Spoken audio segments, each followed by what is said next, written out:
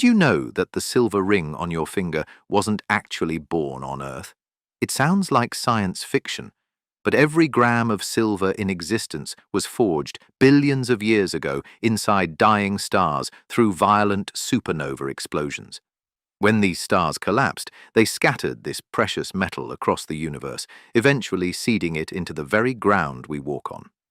So, are you curious about the journey from a supernova explosion to becoming a silver spoon on your dining table? This is QC Project, Simple Things. Today, let's explore the answer together in this series.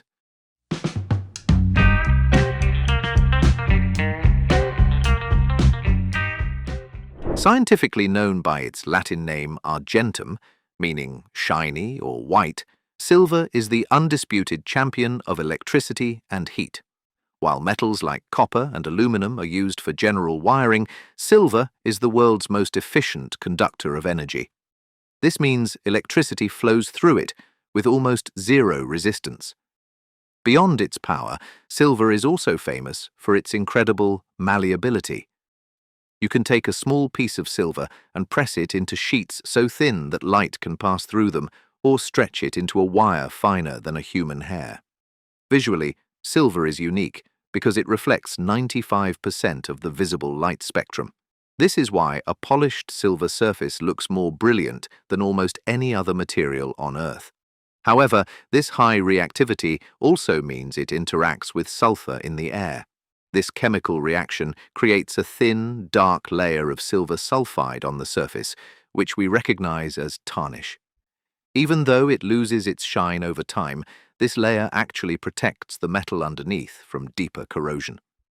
This delicate balance between supreme brilliance and natural sensitivity is exactly what makes silver a metal that requires both our admiration and our care. Humanity's love affair with silver began over 5,000 years ago in ancient Anatolia, located in modern-day Turkey. Around 3000 BCE, early miners discovered how to separate silver from lead ore using a process called cupellation, a technique that involved heating the metal to high temperatures until the impurities oxidized. This breakthrough allowed silver to become a central part of early civilizations in the Near East and Crete. For the ancients, silver wasn't just a material, it was a symbol of the moon's cool white light, standing in perfect contrast to the sun-like glow of gold. Have you ever wondered why silver was often valued as much as, or even more than gold, in certain ancient cultures like Egypt? It was because silver was rarer in those regions, making it the ultimate status symbol for royalty and high priests. By the 7th century BCE, silver had taken on a new role that changed the world, the first standardized form of currency. The Lydians were among the first to mint silver coins, a move that replaced the clumsy barter system and laid the foundation for global trade. Soon after, the discovery of massive silver mines at Laurium helped finance the rise of the Athenian Empire and its legendary naval fleet. Fast forward to the 15th and 16th centuries, and the New World in the Americas became the center of global silver production. The silver mines of Potosi in present-day Bolivia were so rich that they sustained the economy of the Spanish Empire for centuries and fundamentally reshaped the flow of wealth around the world. This silver road connected Europe, the Americas, and Asia, making silver the first truly global commodity. And here's an interesting fact about the name silver. The English word comes from the Old English seol for, but in many other languages, such as French argent or Spanish plata, the word for silver is also the word for money. This reveals just how deeply silver has been associated with wealth in the human mindset. So, how do we extract this metal? The journey of silver begins deep underground, where it is often trapped inside massive chunks of rock called ore. Once these heavy boulders are brought to the surface, they are far too large for any chemical treatment. This is where crushing and grinding comes in. First, giant mechanical crushers exert immense pressure to break house-sized rocks into smaller, manageable stones. But we don't stop there. These stones then enter a ball mill, a massive rotating drum filled with heavy steel balls. As the drum spins, the steel balls collide with the ore, pulverizing it until it becomes a fine powder, often as soft as flour.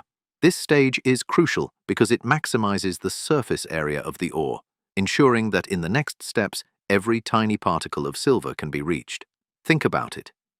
To get just a few ounces of silver, engineers must often grind down several tons of rock. It is a loud, energetic, and dusty process that demands precision. If the powder is too coarse, the silver stays hidden. If it's just right, we unlock the door to the chemical wonders ahead. After crushing hard rocks into a fine powder as soft as flour, we face a new challenge. How do we separate tiny particles of silver from a mass of worthless rock and soil? In this stage, the powdered ore is mixed into a large tank of water to create a slurry. But silver doesn't just float on its own. Engineers add specialized chemicals called collectors that coat the silver particles, making them water-repellent, hydrophobic, while leaving the rest of the rock water-friendly, hydrophilic. Then, air is pumped into the bottom of the tank, creating a storm of tiny bubbles. Because of the chemical coating, the silver particles hitch a ride on the bubbles and rise to the surface, forming a thick metallic froth. The waste rock simply sinks to the bottom. It's a brilliant way to let nature do the sorting for us. Once the silver-rich froth is skimmed off the top, it is dried to become silver concentrate. At this point, we have successfully removed most of the unwanted rock, increasing the silver density significantly. However, even this concentrate isn't pure silver yet. It is still a mixture of silver and other metals like lead or copper that were socializing in the original ore. This concentrated powder is the raw material that will head to the furnace for the final transformation. Now, the silver concentrate enters the smelting stage, where the real heat begins. Inside a massive furnace reaching temperatures over 2,000 degrees Fahrenheit, 1,100 degrees Celsius, the concentrated powder is melted down. Intense heat breaks the chemical bonds between the metals, allowing the impurities to rise as slag while the molten metal settles at the bottom. This liquid is then cast into heavy blocks called anodes. But don't be fooled. Even though these blocks look metallic, they are still a mixture of silver and other elements. To reach the 99.9% purity required for your electronics or jewelry, we need something more precise than just fire. This is where the electrolytic refining process creates its magic. To understand this process, we first look at the anode, a heavy, impure block of metal that is roughly 98% silver. The anode acts as the starting point. It is submerged in a chemical liquid alongside the cathode, which is a thin sheet of already pure silver. When we turn on the electricity, a selective filtering begins. The electric current forces silver atoms to break away from the impure anode, turn into ions, and swim through the liquid toward the cathode. Because of the specific voltage used, only silver can make this trip and stick to the cathode. It's like a specialized ferry that only accepts silver passengers. But what happens to the impurities left behind at the anode? Metals like gold, platinum, or lead are too heavy or chemically different to follow the silver ions. Instead of traveling to the cathode, they simply crumble and fall to the bottom of the tank, forming a thick mud called anode slime. This slime is actually a treasure chest, as it contains all the precious metals that weren't silver. Meanwhile, at the cathode, the pure silver atoms stack up layer by layer, growing into beautiful, sparkling crystals. By the end of the day, the messy anode has dissolved away, and the cathode has become a thick, 99.9% pure silver masterpiece. After the electrolytic refining process is complete, the pure silver crystals are melted one final time and cast into standard shapes such as bars or ingots. But silver rarely stays in large solid forms for long. Depending on its final use, manufacturers use a process called rolling to pass silver through heavy rollers, pressing it into ultra-thin sheets. Or they may use a method called drawing, where silver is pulled through progressively smaller holes to create wires finer than a human hair for high-end audio cables. Because silver is so malleable, it can be shaped into almost anything without breaking. However, for items that require durability, such as cutlery or rings, pure silver is often too soft. This is why craftsmen create sterling silver by mixing 92.5% silver with 7.5% copper. This small addition of another metal acts like a structural framework, making the silver strong enough for everyday use while still maintaining its signature shine. Whether it is stamped into coins, soldered onto circuit boards, or hand-carved by a master jeweler, this stage is where the raw metal finally finds its purpose. Next, let's uncover the mystery of why a metal that ranks first in electrical conductivity like silver still comes in second in value compared to gold. The primary reason silver is less valuable than gold comes down to a simple geological fact: abundance. There is roughly 19 times more silver in the Earth's crust than gold. Throughout history, for every ounce of gold mined, workers have pulled about 8 to 9 ounces of silver from the ground. In the world of investing, the rarer something is, the higher its price floor. Gold is the ultimate scarce asset, which is why banks treat it as a primary reserve. Silver, while still a precious metal, is common enough to be traded as a high-volume industrial material. The second reason involves a concept called industrial consumption. Think of gold as a permanent treasure. Because it is so expensive, we rarely throw it away. Nearly every gram of gold ever mined is still sitting in a vault, a ring, or a tooth. Silver, however, is a consumable material. It is used in tiny amounts inside billions of everyday items, from the circuit boards in your phone to the paste on solar panels. Because the silver in a single smartphone is worth only a few cents, it is often more expensive to recycle it than to throw it away. As a result, while the world's gold supply grows every year, a massive portion of the silver we mine is actually lost forever in landfills. This creates a fundamental difference in how we value them. Gold is seen as a stable savings account that stays the same forever. Silver is seen as a vital fuel for modern technology. We keep gold to protect our wealth, but we use up silver to power our lives and build new inventions. However, when it comes to value, what silver brings us goes far beyond currency. It is a multifaceted entity, serving as a dedicated doctor, a brilliant engineer, and a profound cultural symbol. Long before we understood biology, silver was already our first line of defense against the invisible world of germs. Ancient Phoenician sailors noticed that water stayed fresh longer when stored in silver vessels, and pioneers in the American West dropped silver coins into their milk jugs to prevent spoilage. Today, we know the science behind this magic. Silver ions disrupt the metabolic pathways of bacteria, making it a natural, non-toxic antibiotic. This is why you'll find silver coated on surgical tools, woven into high-performance athletic wear to stop odors, and even used in bandages to treat severe burns. Beyond medicine, silver is the silent engine of the green energy revolution. If you look at a solar panel, you are looking at silver in action.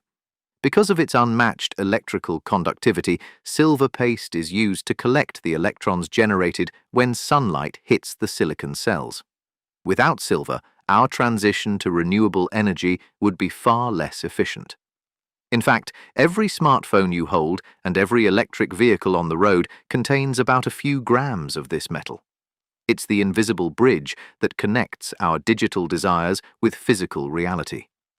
While gold sits quietly in a safe, silver is out there working 24/7 to power your GPS, your internet, and your lights. Culturally, silver has shaped our language and our perceptions of purity and moonlit beauty. In many cultures, silver represents the moon's reflection, a feminine and calming energy that balances the aggressive heat of gold. We use terms like silver lining to find hope in dark times, or silver-tongued to describe someone with eloquent speech. From the silver bells of traditional festivals to the heirloom silverware passed down through generations, this metal symbolizes a connection that is both durable and elegant. It tells a story of a material that is precious enough to be a gift of love, yet practical enough to be a tool for progress. After exploring the rich history and remarkable applications of silver, you might be wondering, how can I tell if the item I'm holding is real silver, or just a clever imitation? Don't worry, Let me share a quick pocket trick that experts often use to assess in just 10 seconds. The easiest way to test silver in seconds is the magnet test. Silver, like gold, is non-magnetic. If you hold a strong neodymium magnet near your silver item and it snaps tight, you've found an imposter, likely steel or iron plated in silver. But be careful. Some fakes use non-magnetic metals like brass. That's when the ice cube test comes in. Because silver is the world's best thermal conductor, it melts ice at an unnaturally fast rate. If you place an ice cube on a flat silver surface, it will start slicing through the ice almost like a hot knife through butter. It's a fascinating physical reaction that fake metals simply cannot mimic. Lastly, always trust your ears and your eyes. Real silver emits a clear, high-pitched ring like a bell when gently tapped, while fake metals often produce a dull, heavy thud. Also, look for the hallmark stamps like 925 or S925, which signify sterling silver. While stamps can be faked, combining these physical tests makes you nearly impossible to fool. With these tips, it only takes you 10 seconds to tell the difference between a legendary metal and a cheap imitation. As we close this chapter on silver, it is clear that this metal is a silent guardian of our modern way of life. From the mirrors that reflect our faces to the solar panels that harvest the sun, silver is the invisible thread weaving through human history and innovation. It reminds us that value isn't always found in the most expensive or the rarest items, but in the materials that work the hardest to move us forward. Silver is humble enough to be used in a bandage, yet noble enough to crown a king. It is a material that demands our respect, not just for its luster, but for its resilience and its indispensable role in our green future. This is QC Project, Simple Things. If you found this journey through the world of silver enlightening, don't forget to hit the like button and subscribe to our channel. Your support allows us to continue exploring the hidden wonders of the world, one simple thing at a time. What object should we dive into next? Let us know in the comments, and as always, stay curious.